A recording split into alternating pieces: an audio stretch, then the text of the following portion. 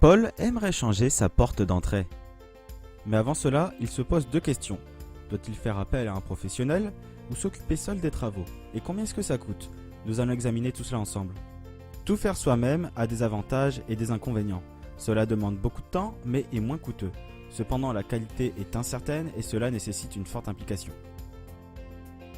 Pour démarrer, il va devoir apprendre à poser une porte d'entrée en environ 1 heure.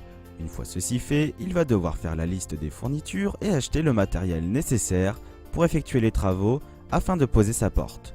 Il aura besoin d'outils comme une perceuse à percussion, une pointe à tracer, des ciseaux à bois, un pistolet extrudeur ainsi que d'autres fournitures pour un total de 166,50 €.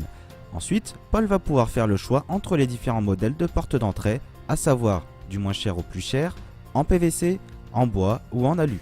Paul décide d'opter pour une porte en bois moyenne gamme à 850 €. Enfin, il ne lui reste plus qu'à se mettre au travail et poser le portail, ce qui devrait lui prendre 3 heures. Poser sa nouvelle porte d'entrée par lui-même aura coûté à Paul 1016,50 € tout en lui demandant 6 heures de son temps libre. Faire appel à un artisan amène des avantages différents. Cela réclame peu de temps et d'investissement, cependant les travaux seront plus coûteux. En contrepartie, cela assure de la qualité finale et permet une garantie des travaux. Si Paul fait appel à un professionnel, il devra contacter les artisans de sa région afin de faire des demandes de devis. Puis il pourra comparer les artisans afin de garder le moins cher ou le meilleur. Il pourra leur confier le projet et devra suivre l'avancement des travaux.